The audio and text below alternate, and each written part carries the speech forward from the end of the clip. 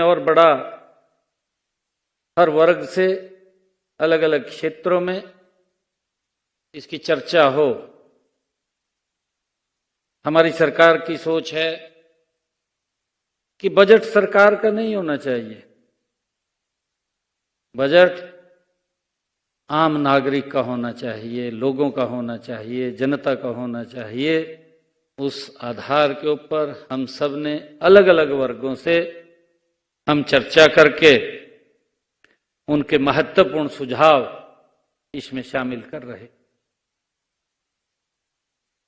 मुझे आज खुशी भी है कि आज हमारे सभी डॉक्टर्स और स्वास्थ्य क्षेत्र से जुड़े हुए सभी महानुभाव यहां उपस्थित हैं। अभी 3 रोज पहले हमने गुरुग्राम में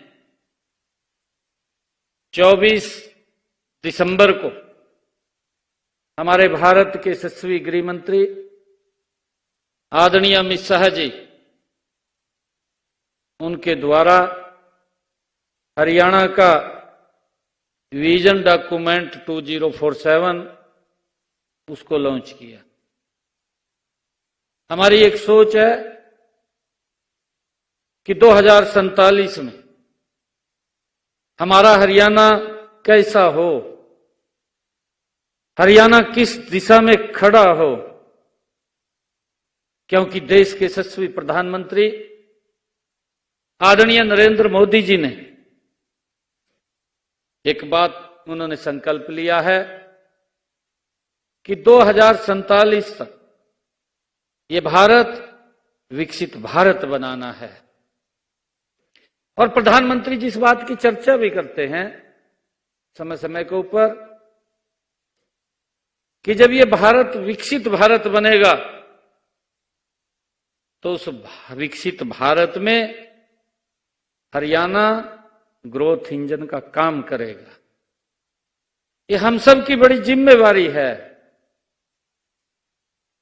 कि 2047 का कैसा हरियाणा हो,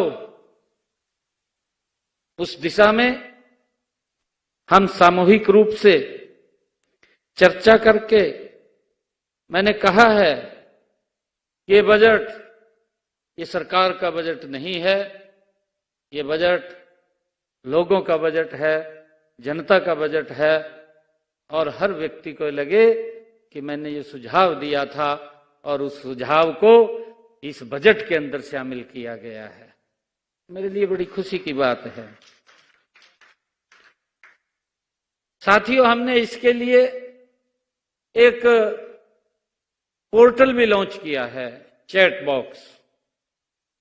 आपके टेबल के ऊपर भी QR कोड पड़ा है, आप उसको भी स्कैन करके इस चैट बॉक्स के ऊपर आप अपने महत्वपूर्ण सुझाव वो सरकार को दे सकते हैं।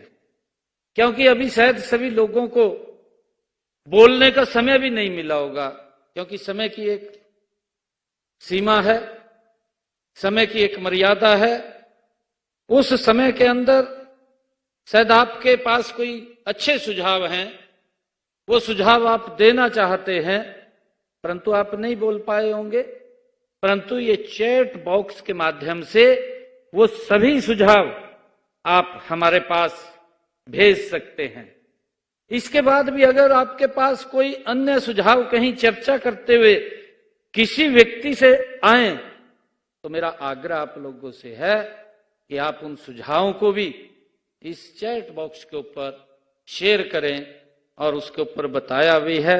और मैं ये कहना चाहूंगा कि जो आपके महत्वपूर्ण सुझाव आएंगे वो सुझाव ये कोई छोटा विषय नहीं है, ये लाखों जिंदगियों को बचाने के आपके सुझाव होते हैं। और मैं ये कहना चाहूंगा कि डॉक्टर सिर्फ इलाज नहीं करते, डॉक्टर सिर्फ इलाज नहीं करते, वे उम्मीद का उपचार भी करते हैं। व्यक्ति को यह उम्मीद होती है कि मैं डॉक्टर के पास जाऊंगा और मैं स्वस्थ होकर के लौटूंगा, वो एक उम्मीद का उपचार भी करते हैं। मुझे खुशी है साथियों, आज का यह आयोजन मेरे लिए ये विशेष महत्व रखता है। पिछले वर्ष जैसा मैंने अभी कहा भी है कि समय के अभाव के कारण स्वास्थ्य क्षेत्र के लिए हम बजट पूर्व परामर्श ये संभव नहीं हो सका, लेकिन इस वर्ष बीते वर्ष के अनुभवों को ने यह स्पष्ट किया है, हमने महसूस भी किया है कि स्वास्थ्य ऐसा क्षेत्र है जहां बिना सीधे संवाद के नीति निर्माण अधूरा रह जाता है। हमने ये पिछले बार महसूस किया था, क्योंकि पिछले समय का अभाव था, और फिर मैंने चर्चा भी की। हमने कहा कि डॉक्टरों से और स्वास्थ्य क्षेत्र से जुड़े हुए तमाम लोगों से हमें उनके महत्वपूर्ण सुझाव लेने चाहिए, और प्रधानमंत्री जी का जो संकल्प है विकसित भारत, वो विकसित भारत तभी पूरा हो सकता है जब हमारा प्रदेश, हमारा देश वो स्वस्थ होगा तो ये जो संकल्प 2047 का लिया है उसको अचीव करने में हम गति से काम कर पाएंगे। साथियों, हम ये भी समझते हैं कि अस्वस्थ व्यक्ति कितना भी वो बुद्धिमान हो, कितना भी बड़ा थिंक टैंक हो, अगर अस्वस्थ होगा तो विकास की गति धीमी पड़ जाएगी, रुक जाएगी। परंतु जब व्यक्ति स्वस्थ होगा तो विकास की गति बढ़ जाएगी।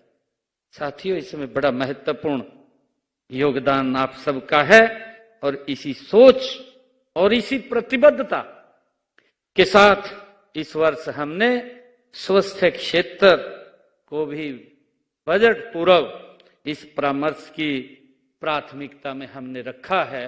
ये हमारे लिए भी बहुत खुशी की बात है।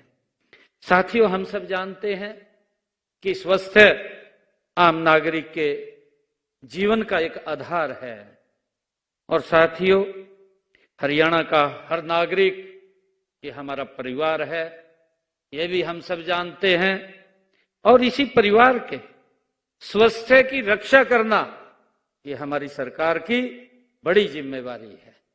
अभी कुछ विषयों के ऊपर हमने आपके सुझाव आए हैं, उनको इसमें शामिल करेंगे। ये आपके सुझाव ये किसी एक विशेष व्यक्ति के लिए नहीं होंगे, ये सुझाव हरियाणा के 2 करोड़ 80 लाख लोगों के लिए ये महत्वपूर्ण आपके सुझाव होंगे, जिसका लाभ हरियाणा के जन को मिलने वाला है।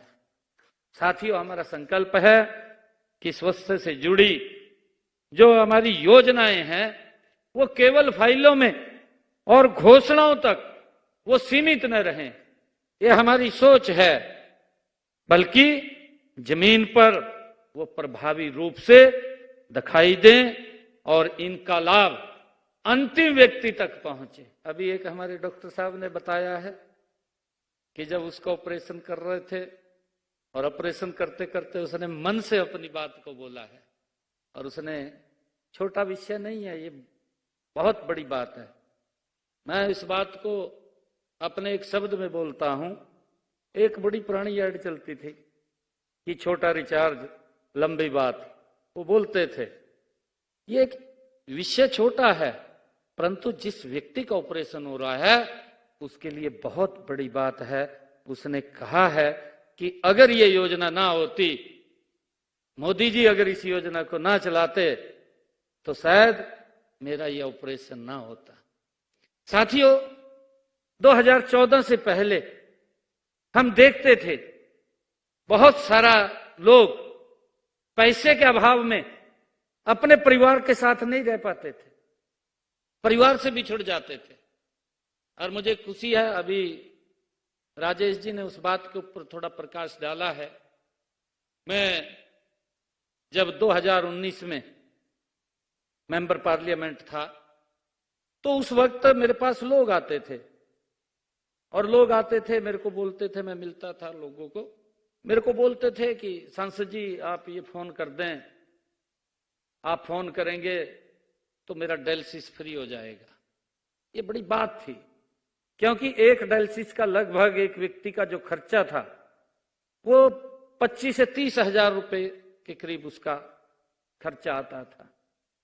और कई ऐसे पेशेंट थे जिनका एक महीने के अंदर 3 बार भी डायलिसिस उसे कराना पड़ता था, परंतु उसके ऊपर कितना बड़ा पहाड़ टूटता था कि अगर 3 बार डायलिसिस कराना पड़ गया तो नहीं करा पाता था। उसके सामने बड़ी समस्या खड़ी होती थी, परिवार के सामने खड़ी हो जाती थी, और परिवार गरीबी रेखा के नीचे चला जाता था बीमारी के कारण। अगर ठीक ठाक वो व्यक्ति काम कर रहा है या पैसे के अभाव के कारण इलाज नहीं करा पाता था, हम डॉक्टर को फोन कर देते थे कि इसका फ्री कर दीजिए। सीएमओ हमारी बात सुन करके उसको 2 महीने 3 महीने रिलैक्सेशन दे देता था। 3 महीने तक उसका पैसा नहीं लगता था, 3 महीने बाद फिर आता था वो। मैंने सोचा, जब हम 2024 में अपना संकल्प पत्र बना रहे थे, मैंने दिमाग में मेरे विषय आया कि मेरे पास लोग आते थे और आकर के बोलते थे कि डॉक्टर को फोन कर दो। मैंने सोचा कि बहुत सारे लोग तो मेरे पास आ भी जाते होंगे, परंतु ऐसे भी लोग होंगे जो मेरे तक नहीं पहुंच पाते होंगे। उनकी स्थिति क्या होगी जो मेरे पास भी नहीं आ रहे हैं या हमारे किसी सांसद विधायक को नहीं मिल पा रहे हैं। हमने ये निर्णय किया कि इसको अपने संकल्प पत्र में शामिल करेंगे, और हमने ये कहा कि 8 तारीख को जब रिजल्ट आएगा, 8 तारीख के बाद अगर पहली हमारी कोई फाइल के ऊपर साइन होंगे तो वो साइन हरियाणा प्रदेश के हमारे सिविल हॉस्पिटल, सरकारी हॉस्पिटल, हमारे मेडिकल कॉलेज, हमारी जो मेडिकल यूनिवर्सिटीज के अंदर हरियाणा प्रदेश के लोगों का अगर डायलिसिस किसी कोई कराएगा तो उसका फ्री होगा, कोई पैसा नहीं लगेगा। एक बहुत बड़ा निर्णय था और उसका लाभ हरियाणा प्रदेश के जन को मिल रहा है, और यही सरकार की सोच है कि सरकार अंतिम व्यक्ति तक लाभ पहुंचाए। मुझे खुशी है बताते हुए आप लोगों को कि हमने आदरणीय प्रधानमंत्री जी ने जो एक विचार किया आयुष्मान भारत, ये कोई छोटी कल्पना नहीं है। मैं कल हमारा एक कार्यक्रम था, परसों हमारे वीसी साहब हुए थे, उनके साथ हमने एमओयू साइन किया रिसर्च के लिए। रिसर्च की अभी चर्चा भी हुई है बीच में कि हमारे यूनिवर्सिटीज के प्रोफेसर, हमारे स्टूडेंट्स वो रिसर्च करेंगे। हमने पिछले बजट के अंदर ये कहा था कि हम 20 करोड़ रुपया हम रिसर्च के लिए रखेंगे, ताकि नए नए नवाचार, नए नई जो कोई भी स्कीम्स आए, इसका लाभ प्रदेश के लोगों को मिले। वो देखें, सर्च करें, समस्या क्या है उसका समाधान ढूंढें, नई क्या हम टेक्निक ला सकते हैं उसके बारे में विचार करें।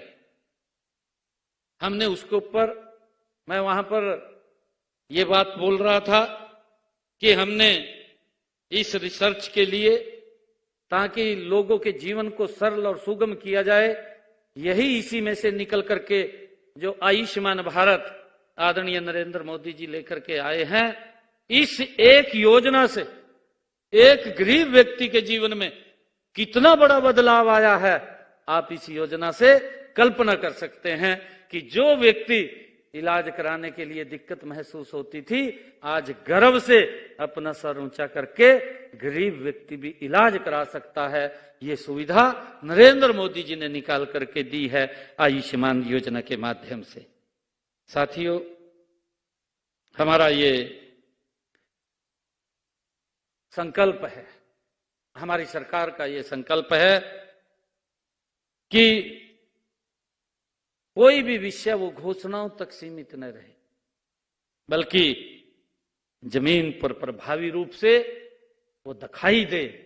ये हमारा संकल्प है और इसका लाभ अंतिम व्यक्ति तक पहुंचे, गरीब व्यक्ति तक उसका लाभ पहुंचे। ये हमारी सरकार का संकल्प है।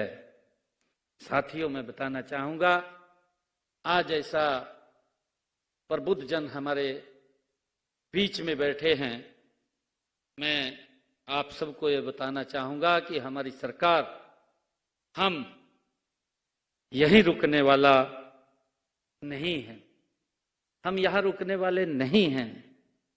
इस वर्ष हमारा लक्ष्य है कि स्वास्थ्य बजट को 2 अंकों की वृद्धि तक ले जाने का हमारा संकल्प है कि इसको और ज्यादा बढ़ाने का हम काम करेंगे। इससे हमें हेल्थ इंफ्रास्ट्रक्चर, मानव संसाधन और सेवाओं, तीनों मोर्चों पर मजबूती से हम आगे बढ़ सकें, ये हमारा संकल्प है। साथियों, वर्ष 2025-26 के बजट में स्वास्थ्य क्षेत्र के लिए हमने, जो हमारा पिछला बजट था, जो 25-26 का बजट था, उस बजट में 11,220 करोड़ 54 लाख रुपए का प्रावधान उसमें किया गया था स्वास्थ्य के क्षेत्र में। और मुझे ये बताते हुए कि इसमें अब तक हमने 6,711 करोड़ 82 लाख रुपए हमने खर्च कर दिए हैं, जिसमें हमारे डॉक्टर महावीर जी जैन साहब बोल रहे थे, वो बता रहे थे, डॉक्टर साहब आप, तो हमने 6,711 करोड़ 82 लाख रुपया हमने इसके अंदर खर्च भी कर दिया है।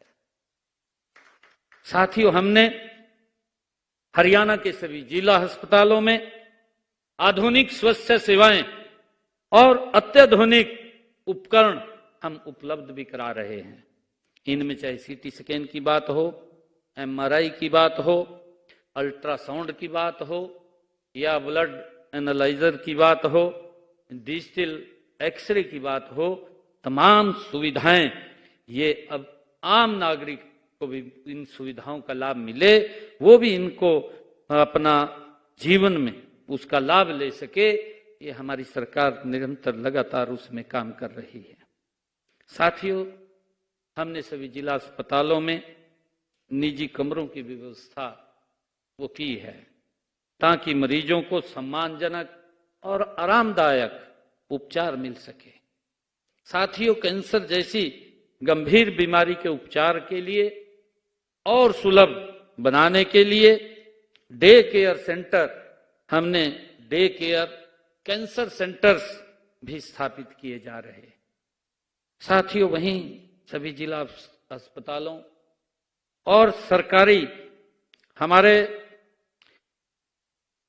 नए जो बन रहे मेडिकल कॉलेजों को हमने ये निर्णय किया है कि जो हमारे नए मेडिकल कॉलेज बन रहे हैं, आने वाले समय के अंदर इन सरकारी मेडिकल कॉलेजों को हम पीपीपी मोड के ऊपर चलाने का भी हम इसके ऊपर विचार कर रहे हैं, ताकि इन मेडिकल कॉलेजों को हम पीपीपी मोड पर उनको चला सकें।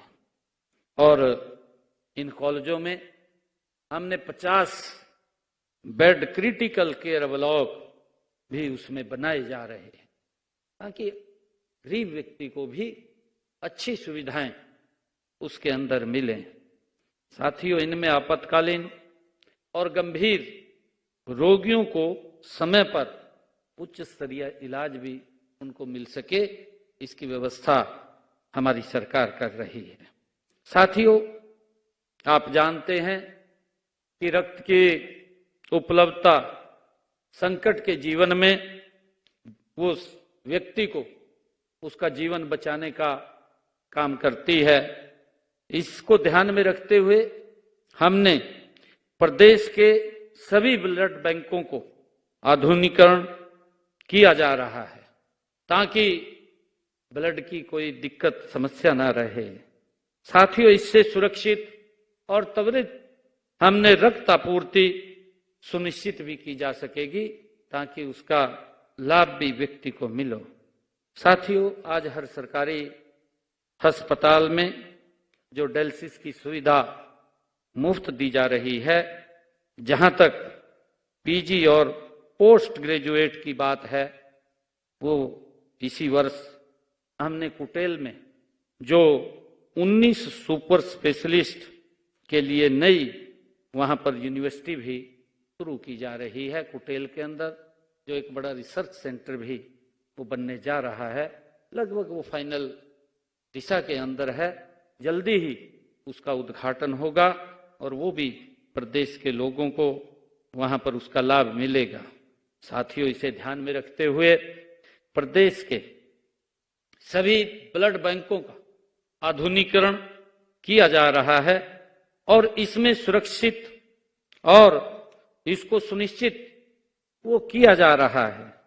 साथियों, हमारा स्पष्ट मानना है, हमारा एक सुझाव भी है कि न केवल को लेकर मांगे सुझाव और हमारी सरकार ने बजट पर समाज के हर वर्ग से सुझाव मांगे हैं। सीएम सैनी ने अपने संबोधन के दौरान कहा और सरकार सभी के सुझावों को पूरा महत्व देती है। सीएम सैनी ने यह भी कहा, साथ ही साथ आपको बता दें कि इस दौरान प्री बजट पर चर्चा करते हुए नजर आया। आज प्रदेश तेजी से आगे बढ़ रहा है।